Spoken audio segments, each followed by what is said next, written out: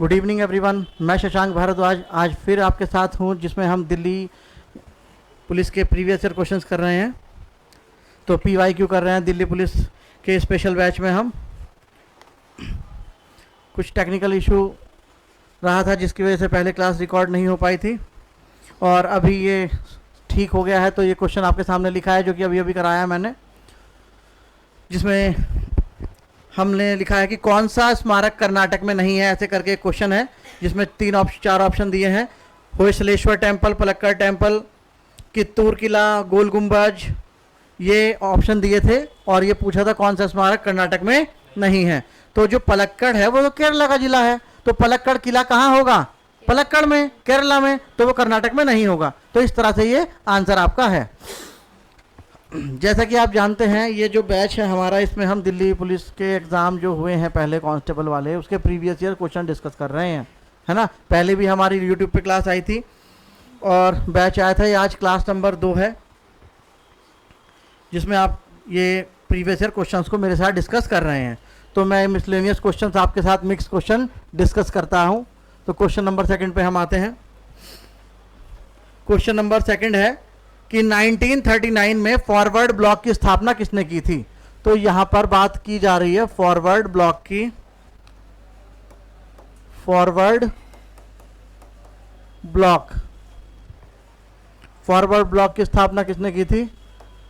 1939। तो एक तो देखो, अब हमें ये पता चल गया कि एक क्वेश्चन आया है एग्जाम में जो कि फॉरवर्ड ब्लॉक के लिए पूछा है और 1939 का है। क्लियर? तो उन्होंने पूछा है कि 1939 में फॉरवर्ड ब्लॉक की स्थापना किसने की थी। ऑप्शन भी दे रखे हैं, चित्तरंजन दास, सुभाष चंद्र बोस, जवाहरलाल नेहरू और महात्मा गांधी।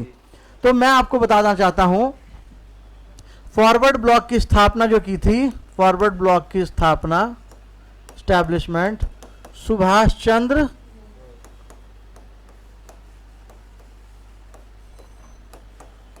बोस ने की थी। अब केवल यही जानना आपके लिए जरूरी नहीं है कि फॉरवर्ड ब्लॉक की स्थापना सुभाष चंद्र बोस ने की थी। इसके पीछे और 2-3 बातें हैं जो मैं आपको बताने जा रहा हूं। देखिएगा, सुभाष चंद्र बोस जी भारतीय राष्ट्रीय कांग्रेस के मेंबर थे, और मेंबर होने के साथ साथ वो 1938 1938 और 1939 में कांग्रेस के अध्यक्ष भी रहे।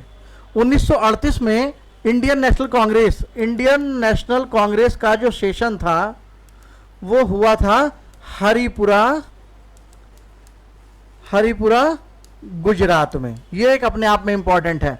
और इंडियन नेशनल कांग्रेस का सेशन 1939 में त्रिपुरी, जबलपुर, MP में हुआ था। तो 2 सेशन है ये भारतीय राष्ट्रीय कांग्रेस की, और दोनों की अध्यक्षता, यानी कि 1938 और 1939 दोनों की अध्यक्षता किसने की थी? सुभाष चंद्र बोस जी ने की थी। क्लियर? तो अगर कोई आपसे पूछे सुभाष चंद्र बोस जी कितनी बार कांग्रेस के अध्यक्ष बने थे, तो आप बोलेंगे 2 बार। एक बार 1938 हरिपुरा गुजरात में, और एक बार 1939 त्रिपुरी, जबलपुर, MP में। दोनों बार की अध्यक्षता मिली थी। अब हुआ क्या, जब एक बार अध्यक्ष पद पर रह गए, जो दोबारा अध्यक्ष पद के लिए चुनाव हुआ, तो इनके साथ जो थे कैंडिडेट, और इनमें दोनों में कुछ लेकर के गांधी जी को कुछ डिस्प्यूट था। ये चुनाव ये जीत गए। कौन? सुभाष चंद्र बोस जी। और गांधी जी इस बात से नाराज थे कि सुभाष को क्यों बनाया, सुभाष नहीं बनना चाहिए अध्यक्ष। तो इन्होंने नाराजगी जताई, और जो पट्टाभी सीतारामैया इनके साथ थे वो हार गए, जो कॉम्पिटिटर थे जिन्हें गांधी जी सपोर्ट कर रहे थे, और ये जीत गए।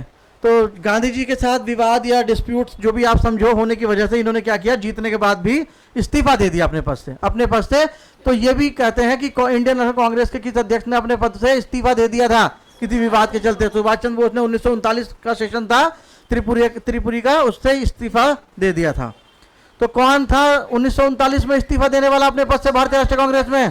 सुभाष चंद्र बोस ने। किसके साथ उनका विवाद था? अब सेशन की अध्यक्षता छोड़ के चले गए, तो उसके बाद डॉक्टर राजेंद्र प्रसाद ने जो बचा हुआ सेशन था उसकी अध्यक्षता को पूरा किया था। तो जब 1939 की अध्यक्षता छोड़ करके सुभाष चंद्र बोस जी चले गए थे, तो अध्यक्षता किसने पूरी की थी? जो अध्यक्ष वाला काम था वो डॉक्टर राजेंद्र प्रसाद जी ने पूरा किया था। गांधी जी से कुछ नाराजगी रहने की वजह से इन्होंने इस्तीफा दे दिया था अपना और कांग्रेस से त्यागपत्र दे दिया। अब सुनो क्यों सुनाई कहानी।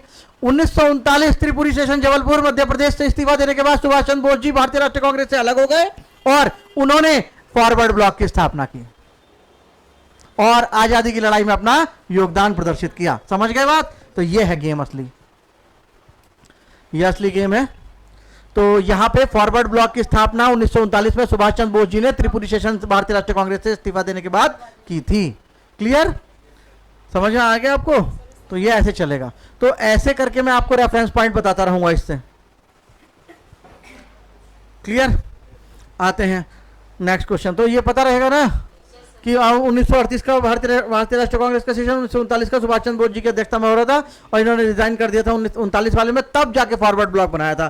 तो फॉरवर्ड ब्लॉक की स्थापना सुभाष चंद्र बोस जी ने 1939 में की थी और ये एक्स्ट्रा बात आप याद रखें। क्वेश्चन नंबर 3 आगे देखते हैं। तो इन सब बातों को कलेक्ट करते रहो आप लोग। नेक्स्ट है, किस आयु वर्ग के बच्चों या प्रतिपालियों को शैक्षिक अवसर प्रदान करना माता पिता का मौलिक कर्तव्य है। यानी कि किस आयु के बच्चों को उनके माता पिता या अभिभावकों द्वारा शिक्षा का अवसर प्रदान करना उनका कर्तव्य होगा। ठीक है? तो मैं आपको बताता हूं ये बात क्या हो रही है। ये बात हो रही है पार्ट 4A की, इंडियन कॉन्स्टिट्यूशन के पार्ट 4A की बात हो रही है, जिसके अंदर क्या दिया हुआ है? Fundamental duties. क्या दी गई हैं? फंडामेंटल ड्यूटीज दी गई हैं। उन फंडामेंटल ड्यूटीज में अगर बात करें तो टोटल ड्यूटीज कितनी है? टोटल 11 ड्यूटीज हैं, जिनमें से 11th जो ड्यूटीज है, 11th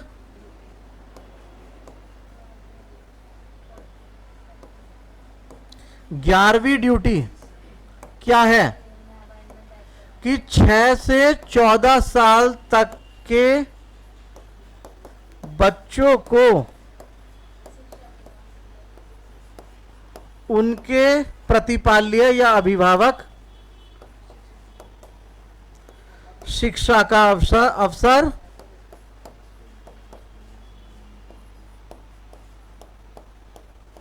प्रदान करेंगे। बात समझ में आई?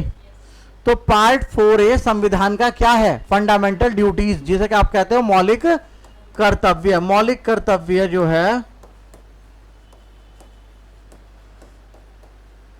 पार्ट 4A है।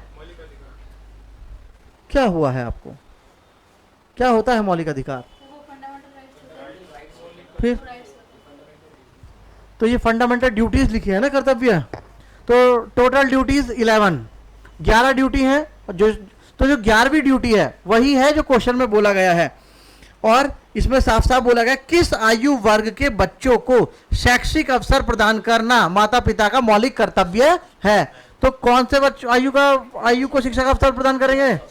6 से 14 साल तक के बच्चों को उनके प्रतिपाल्य, उनके अभिभावक, उनके गार्जियन शिक्षा का अवसर प्रदान करेंगे। यह संविधान के भाग 4A, जिसके अंदर आर्टिकल 51 है। क्या है?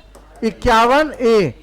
आर्टिकल 51A है, उसके अंदर 11 ड्यूटियां हैं, ABCDEFGHIJK। तो ये जो K नंबर की ड्यूटी है वो ये है, आर्टिकल 51A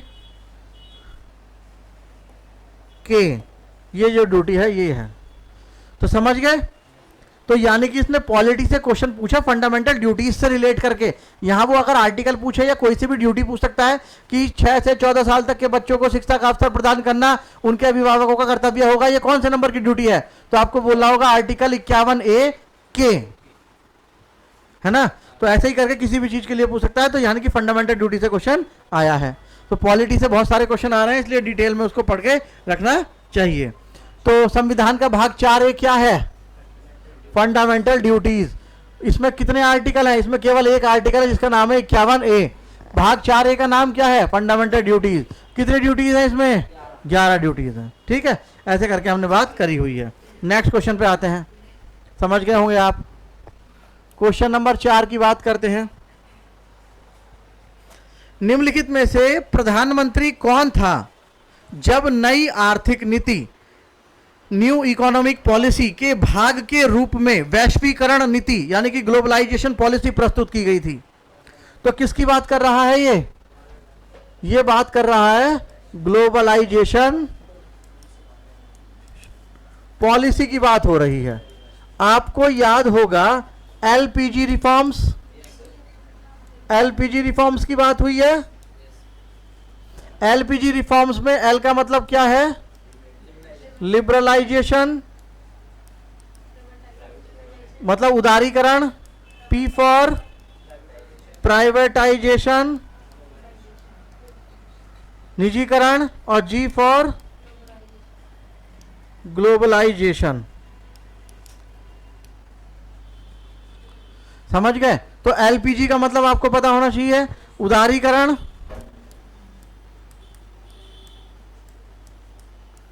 निजीकरण और वैश्वीकरण।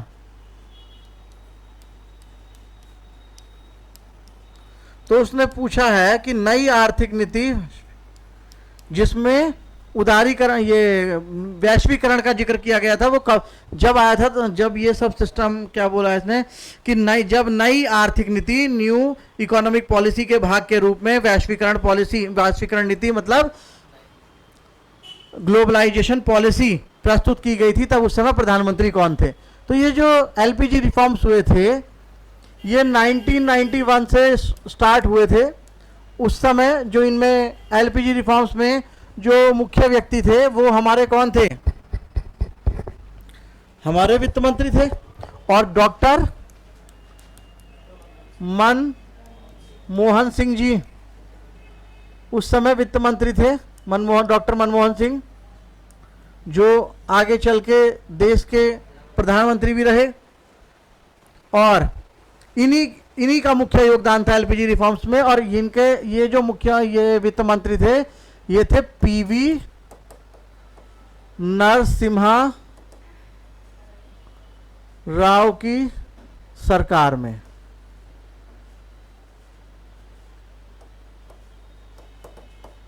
पीवी नरसिम्हा राव की गवर्नमेंट थी यानी कि ये पीएम थे। पीवी नरसिम्हा राव उस समय देश के प्रधानमंत्री थे जब इन एलपीजी रिफॉर्म्स को लागू किया गया, इनके ये सुधार किए गए, एलपीजी रिफॉर्म्स किए गए। तो हमसे पूछा था नई आर्थिक नीति में वैश्वीकरण पॉलिसी, वैश्वीकरण नीति जो बनाई गई थी उस समय देश का प्रधानमंत्री कौन था? तो मैंने आपको ये तो बता ही दिया कि वो जब वैश्वीकरण की नीति अपनाई गई थी, ग्लोबलाइजेशन पॉलिसी अपनाई गई थी, तो उस समय प्रधानमंत्री पीवी नरसिम्हा राव जी थे। और वो वैश्वीकरण से याद आया कि मुझे आपको एलपीजी रिफॉर्म्स बता देना चाहिए, एलपी और जी की फुल फॉर्म बताने देनी चाहिए। और उस समय वित्त मंत्री कौन था? जो एलपीजी रिफॉर्म्स का क्रेडिट जिनको जाता है वो जाता है डॉक्टर मनमोहन सिंह जी को। क्लियर? तो इस तरह से ये, और ये 1991 की थी। ये इससे रिलेटेड क्वेश्चन बन जाते हैं, कोई दिक्कत? तो अगर पूरी डेट लिखना चाहें तो 24 जुलाई 1991 का है ये LPG reforms. Clear? Next question की बात करें तो ध्यान से देखिएगा। हो गया? Question number 5। Question number 5, Bharatanatyam. Bharatanatyam Bharatanatyam dance से क्वेश्चन आया है, तो देखेंगे क्या क्वेश्चन है। भरतनाट्यम डांस किस राज्य का है पहले तो ये बताओ? तमिलनाडु का क्लासिकल डांस है भरतनाट्यम। क्वेश्चन है कि भरतनाट्यम की उत्पत्ति किस राज्य में हुई थी? तो तमिलनाडु से हुई है। और अगर तमिलनाडु में भी बेसिक पूछे कि कहां, तो तंजौर। कहां? तंजौर के तमिलनाडु में इस डांस की उत्पत्ति हो रखी है। ये इंडिया के जो टोटल क्लासिकल डांस है, मैं ये भी आपको बता दूं, total classical dance in India कितने हैं? 8। कितने हैं? 8 क्लासिकल डांस हैं, जिनमें से एक भरतनाट्यम भी है। अगर भरतनाट्यम की बात करें तो भरतनाट्यम को आप दासी अट्टम भी कहते हैं। क्या कहते हैं?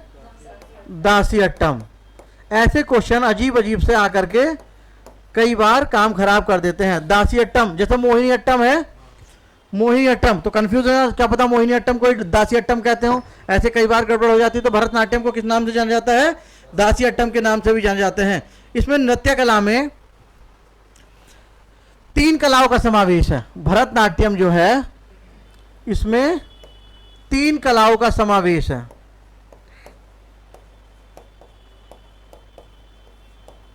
तीन कला आर्ट समाई हुई है इसमें। कितनी? उन तीनों के नाम लिख रहा हूं मैं, कौन कौन सी। मान लीजिए कल के दिन को ये क्वेश्चन आ जाए कि ये 3 कलाएं जो हैं इनसे कि ये वाली कला किससे संबंधित है, तो पता तो रहेगा आपको। तो वो 3 कलाएं कौन सी हैं, ध्यान दीजिए। पहला नाम लिखिएगा भावम, भाव है ना, एक्सप्रेशन, भावम। रागम, राग। तालम, ताल। तो भावम, रागम, तालम ये किस क्लासिकल डांस के से रिलेटेड हैं? भरतनाट्यम। 3 कलाओं का समावेश है भरतनाट्यम में, भावम, रागम, तालम। ठीक है। भरतनाट्यम तंजावुर तमिलनाडु से शुरू हुआ है और ये भारत के 8 शास्त्रीय नृत्यों में से एक है। कोई दिक्कत?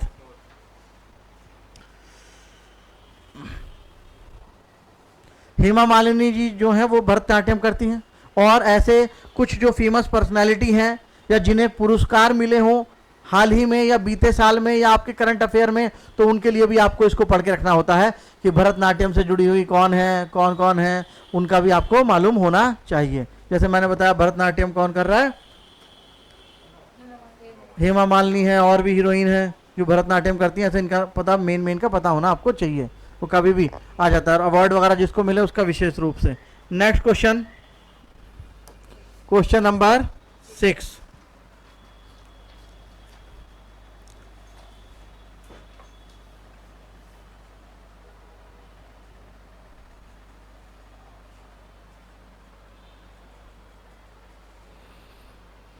देखिएगा, निम्नलिखित में से कौन दिल्ली सल्तनत का सुल्तान था जब दक्षिण भारत में बहमनी साम्राज्य का उदय हुआ? तो देखो यहां पर दो बात क्या क्या रिलेट है। एक तो दिल्ली सल्तनत का जिक्र किया गया है। किसका? दिल्ली सल्तनत का जिक्र किया गया है कि दिल्ली सल्तनत का वो कौन सा रूलर था जिसके टाइम पे बहमनी किंगडम इस्टेब्लिश हुआ था। तो देखो क्या क्या है इसमें दिल्ली सल्तनत। अब ये दिल्ली सल्तनत क्या है? ये दिल्ली सल्तनत वही है जिसमें मिडिएवल पीरियड में 1206 से लेकर के 1526 तक 5 डायनेस्टीज का रूल रहा है। किसका रूल रहा है? 5 डायनेस्टीज। और वो कौन कौन सी थी? गुलाम, खिलजी, तुगलक, सैयद, लोधी। यहां पर गुलाम मतलब स्लेव डायनेस्टी। ठीक है। तो इन 5 राजवंशों का, 5 डायनेस्टीज का 1206 से लेकर 1526 तक रूल रहा है, जिसमें स्लेव, खिलजी, तुगलक, सैयद और लोधी हुए हैं। क्लियर? तो अगर मैं बात करूं, मैं आपको बताना चाहूंगा, इन्होंने क्वेश्चन पूछा दिल्ली सल्तनत का वो कौन सा शासक था जिसके समय में दक्षिण में बहमनी साम्राज्य का उदय हुआ था। तो तुगलकों में एक रूलर था मोहम्मद बिन तुगलक। कौन था? मोहम्मद बिन तुगलक। ये जो मोहम्मद बिन तुगलक था इसका टाइम पीरियड रहा है 1325 से 1351 एडी। क्लियर? इसके समय में दक्षिण में 2 नए राज्य बने थे। कितने बने थे? 2 नए राज्य। एक विजयनगर, एक तो विजयनगर और दूसरा बहमनी। तो विजयनगर और बहमनी राज्यों की स्थापना मोहम्मद बिन तुगलक के शासनकाल में हुई थी दक्षिण क्षेत्र में, क्योंकि इसका रूल कमजोर पड़ने लगा था, इसका कंट्रोल खत्म होने लगा था। इसने राजधानी ये दिल्ली सल्तनत का वो शासक था जिसने राजधानी दिल्ली से देवगिरी लेकर के गया था और देवगिरी का नाम बदल के दौलताबाद रखा था। तो ये एक डिस्प्यूटेबल इसका डिसीजन था। जो राजधानी स्थानांतरण कहां से, दिल्ली से देवगिरी, देवगिरी लेकर के गया और उस देवगिरी का नाम बदल के दौलताबाद रखा। तो ध्यान दीजिए, दिल्ली का वो कौन, दिल्ली सल्तनत का वो कौन सी राजवंश का शासक था जिसने अपनी राजधानी दिल्ली से देवगिरी लेकर के गया कि भाई उत्तर में तो अपना पूरा कंट्रोल है ही, दक्षिण में भी करो? तो वो था मोहम्मद बिन तुगलक, तुगलक डायनेस्टी का था, जो 1325 से 1351 रूल करके गया और इसने देवगिरी का नाम बदल के क्या रखा था? दौलताबाद। ठीक है। और इसी के समय में विजयनगर, जो कि एक हिंदू संस्कृति का केंद्र था, और एक बहमनी जो कि इस्लामिक संस्कृति का केंद्र था, ये बने थे। तो बहमनी साम्राज्य का उदय कब हुआ था? ये एमबीटी के टाइम पे हुआ था। कब, किसके टाइम पे? हाँ, कोई दिक्कत रहेगी तो, और यहां पे ईयर भी लिख लीजिए। बहमनी सल्तनत जो थी, बहमनी साम्राज्य 1347 एडी में इस्टेब्लिश हुआ था। कब हुआ था? हाँ।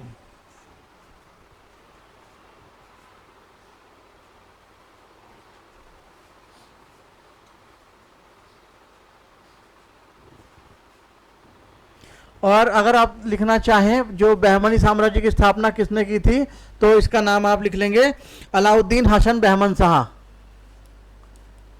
अलाउद्दीन हसन बहमन शाह, जिसे हसन गंगू कहते थे। हसन गंगू। तो ये हसन गंगू का नाम भी पेपर में आ सकता है। बहमनी वंश की संस्थापना किसने की थी? हसन गंगू ने। तो देखो यहाँ से आपको पता चला, दिल्ली सल्तनत का टाइम पीरियड पता चला, दिल्ली सल्तनत में कितनी डायनेस्टी रूल करती थी, कौन कौन सी डायनेस्टी थी, है ना। और फिर मैंने मोहम्मद बिन तुगलक का टाइम पीरियड बताया। मोहम्मद बिन तुगलक के टाइम में दक्षिण में कौन से दो नए राज्य बने थे? विजयनगर और बहमनी, ये बताया। मोहम्मद बिन तुगलक अपनी राजधानी दिल्ली से देवगिरी लेके गया था और उसने देवगिरी का नाम बदल के दौलताबाद रखा था। फिर ये भी बताया बहमनी वंश की स्थापना एमबीटी के टाइम पे 1347 एडी में हुई थी। साथ ही ये भी बताया बहमनी वंश का संस्थापक अलाउद्दीन हसन बहमन शाह हसन गंगू था। तो जिस तरह से ये क्वेश्चन आपसे पूछा गया था कि भैया बहमनी वंश की स्थापना किसके समय में हुई थी, उसी की जैसे आसपास से क्वेश्चन आ सकते हैं। तो विजन ये एमबीटी से भी क्वेश्चन हो गया, बहमनी से भी क्वेश्चन हो गया और इसमें मिक्स हो गया। जिसने पढ़ रखा होगा वही आंसर करेगा। तो इस तरह की चीजें एग्जाम में आती हैं और आपको इस तरह से तैयारी करते हुए, अपना रिवीजन करते हुए चलना चाहिए, जैसे कि हम कर रहे हैं। हम क्या कर रहे हैं यहाँ? प्रीवियस ईयर क्वेश्चन के रेफरेंस पर अपनी स्टडी को रिन्यू कर रहे हैं, जो हम कर चुके हैं, है ना। तो इस तरह से आपको ये काम करते हुए चलना है। क्लियर? आइए नेक्स्ट क्वेश्चन। ऐसे ही अगर आप मेरे साथ 10-10 क्वेश्चन भी रोज के करते रहें, वो भी अपने आप में सफिशिएंट है। कुछ तो नया होता ही रहेगा, अपडेट होता रहेगा, रिवीजन होता रहेगा। देखिएगा, कह रहे हैं भारतीय संविधान के किस अनुच्छेद में कहा गया है कि भारत का कोई भी नागरिक किसी अन्य राष्ट्र से कोई उपाधि स्वीकार नहीं करेगा? तो ये टाइटल से रिलेटेड क्वेश्चन है। टाइटल, उपाधि, टाइटल उपाधि को लेकर के क्वेश्चन है कि भारत का कोई भी नागरिक बिना सरकार की स्वीकृति के, बिना राष्ट्र की स्वीकृति से कहीं से कोई टाइटल नहीं लेगा। तो अब हम आते हैं, ये कहाँ है? आपने जानते होंगे संविधान के भाग 3 का नाम क्या है? फंडामेंटल, मौलिक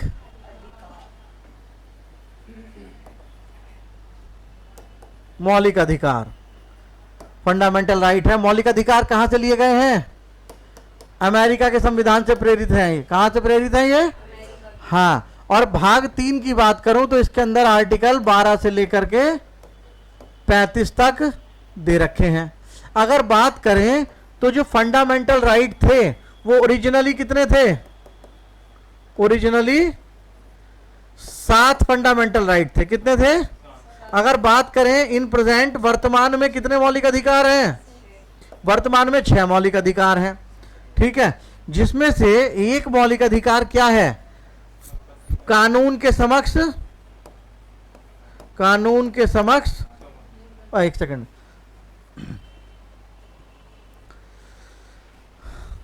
ये तो 14 हो जाएगा, मैं 14 नहीं बता रहा हूं आपको। आपको पहला फंडामेंटल राइट देखना है, right to equality. Right to, समानता का अधिकार, राइट टू इक्वालिटी, समानता का अधिकार। तो ये जो पहला फंडामेंटल राइट है, इस पहले फंडामेंटल राइट में आर्टिकल 14 से लेकर के आर्टिकल 18 तक दिए हुए हैं। सही बात है कि नहीं? और इसमें आर्टिकल 18 जो है, आर्टिकल 18 वो क्या है? एबॉलिशन ऑफ, उपाधियों का अंत करेंगे, उपाधियों का अंत करेंगे। आप कोई भी ऐसा टाइटल एक्सेप्ट नहीं करेंगे जो आपकी समानता को, लोगों की समानता को खत्म करता हो, लोगों का मौलिक अधिकार कम करे, राइट टू इक्वालिटी वाला। आप सिर्फ उन्हीं उपाधियों को अपनाएंगे जो आपको शिक्षा से मिले, जो आपको अपनी योग्यता के आधार पर मिले या देश आपको दे। ये सब कहा गया है। साथ ही ये भी कहा गया है कि आप कोई भी टाइटल नहीं लेंगे बाहर से बिना देश की परमिशन से। क्लियर? तो ये जो आपका आर्टिकल है, अगर मैं इसे डिफाइन करूं तो ये आर्टिकल स्पेशली कि जो हम स्टेटमेंट बोल रहे हैं कि बिना राष्ट्र की मर्जी से कोई टाइटल नहीं लेना, वो 18 क्लॉज 2 है। क्या है वो? हाँ, तो स्पेशली जो आपका आंसर है वो क्या है? 18 क्लॉज 2। तो सारे ऑप्शन आपके 18 में थे, लेकिन मैंने पूरी बात बताने के बाद आपको बता दिया है कि क्या सीन है। तो यानी कि क्लॉज में जाके भी क्वेश्चन पूछे जा सकते हैं। आर्टिकल 18 बता रहा है कि उपाधियों का अंत करेंगे, फिर कैसे कैसे बता रहा है उसका क्लॉज में लिखा हुआ है। तो आप बिना देश की परमिशन के बाहर से कोई उपाधि नहीं लेंगे, ऐसा मना किया गया है। और ये आर्टिकल 18 क्लॉज 2 है। कोई दिक्कत? तो फंडामेंटल राइट पार्ट 3 में है। आर्टिकल 12 से लेकर 35 तक फंडामेंटल राइट है। ओरिजिनली 7 फंडामेंटल राइट थे, आज 6 हैं, क्योंकि राइट टू प्रॉपर्टी खत्म कर दिया गया है। संपत्ति के अधिकार को मौलिक अधिकार से हटा करके कानूनी अधिकार बना दिया गया है। और आर्टिकल 14 से लेकर 18 तक का जो है वो राइट टू इक्वालिटी के अंतर्गत आते हैं। किसके? समानता के अधिकार के अंतर्गत आते हैं। उसी में से 18वां जो था वो उपाधियों को अंत था, और उसमें कुछ बातें बताई गई हैं और उपाधियों से लेकर के कुछ सहमति दिखाई गई है देश की, उनको पढ़ना होता है। तो आर्टिकल 18 क्लॉज 2 था कि राष्ट्र की मर्जी के बगैर कोई टाइटल नहीं लेंगे। कोई दिक्कत? चलिएगा, यहाँ देखो फिर से पॉलिटी का भाई, पॉलिटी का तो 6 क्वेश्चन 5-6 क्वेश्चन आ गए। क्वेश्चन नंबर देखिएगा,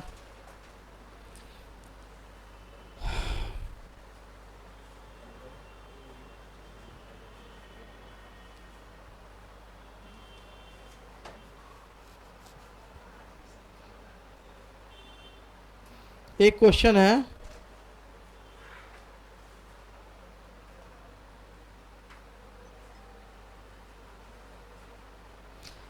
ऐसे ही रैंडम क्वेश्चन है। प्रधानमंत्री कल्याण योजना किस वर्ष शुरू हुई? प्रधानमंत्री गरीब कल्याण योजना, ऐसी लिखी जाते हैं ना ये योजनाओं के नाम। प्रधानमंत्री गरीब कल्याण योजना, आप इसको लिख लेंगे। प्रधानमंत्री गरीब कल्याण योजना किस वर्ष की है? किस? तो ऐसे ही कोई स्टैटिक क्वेश्चन उठा लिया तो इसका आंसर आप दे देंगे। यह आंसर है 2016 की। कब की है ये? 2016 की। तो कई बार ऐसे रैंडम क्वेश्चन स्टैटिक के फॉर्मेट में बना के दे दिए जाते हैं।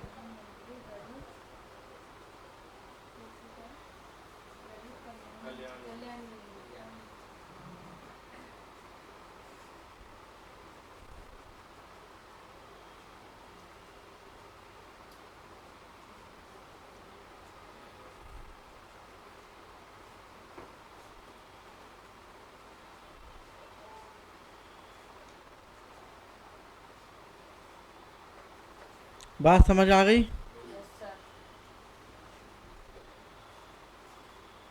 तो ये आपका एक क्वेश्चन और है, क्वेश्चन नंबर 9, और ये पहला सेट पूरा हो जाएगा।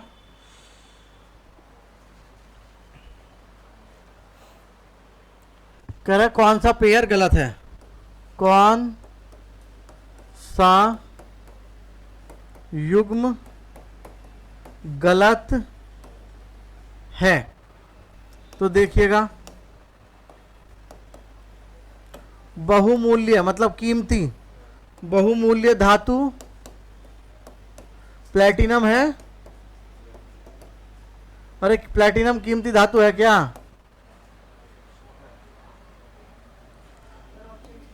लोह धातु,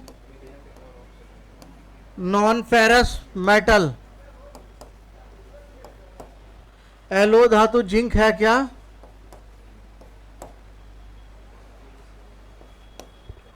और अधातु नॉन मेटल, अधातु मतलब नॉन मेटल, लेड है क्या? लेड, जिसे पीबी के नाम से जानते हैं, और लेड का एटॉमिक नंबर 82 है। और आयरन, ये फेरस मेटल, लोह धातु। तो आप देखो क्वेश्चन का टाइप क्या है, हम सीखते क्या है और एग्जाम में आता क्या है। तो सिर्फ ये आपको जागृत करने के लिए है। तो उसने कहा कोई चीज गलत है इसमें। अब यहां पे जिक्र किया गया है प्रीसियस मेटल, बहुमूल्य धातु, कीमती धातु क्या होती है? सोना, चांदी, वो पदार्थ है।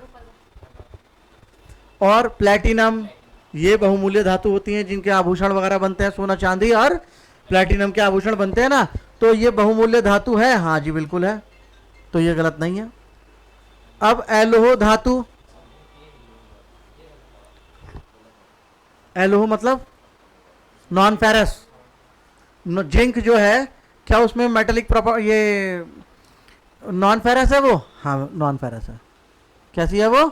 Non ferrous. क्या चिंबक से चिपकेगा जिंक? नहीं। तो एलोह धातु है? हाँ है, आयरन प्रॉपर्टी नहीं रखती। निकिल कोबाल्ट आयरन एक जैसे हैं, लोह धातु में आएंगे। निकिल कोबाल्ट आयरन वो लोह धातु में आएगा, जिंक कॉपर नहीं आएंगे, जिंक और कॉपर नहीं आएंगे। अधातु लेड, 82 लेड मेटल है, क्या है? ये गलत है। लोह धातु आयरन है, हाँ है। तो ऐसा सा कुछ पहचानना था। तो यहां पे सिर्फ इस बात की पहचान करवा रही कि आपको धातु अधातु पता है कि नहीं पता। तो यानी कि पीरियोडिक टेबल से क्वेश्चन है। कहां से क्वेश्चन है? Periodic table, 10th class 5th chapter, periodic table से क्वेश्चन है। तो हमें पीरियोडिक टेबल को अच्छे से समझना होगा। मेटल क्या होते हैं, नॉन मेटल क्या होते हैं, प्रीसियस मेटल क्या होते हैं, है ना, ये हमें समझने की जरूरत है। ये क्वेश्चन मैसेज दे रहा है, यानी कि साइंस का, केमिस्ट्री का एक क्वेश्चन भी आपको मिल रहा है। इस बात के लिए आपको अलर्ट रहना होगा। कोई दिक्कत?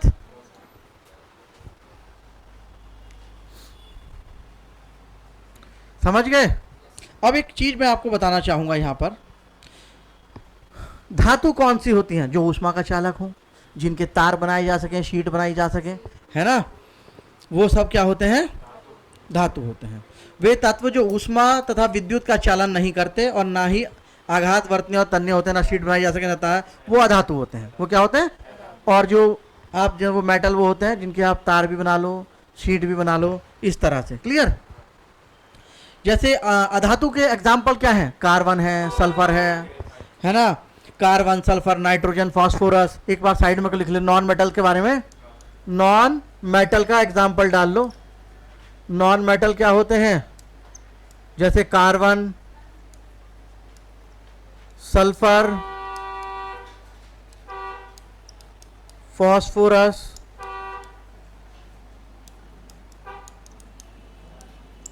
नाइट्रोजन। ये सब एग्जाम्पल दे दिए, एक आइडिया लग जाएगा आपको, है ना। तो ये फर्स्ट सेट पूरा हो गया। सेकंड सेट हम नेक्स्ट क्लास में करेंगे। क्लियर? चलिएगा, धन्यवाद।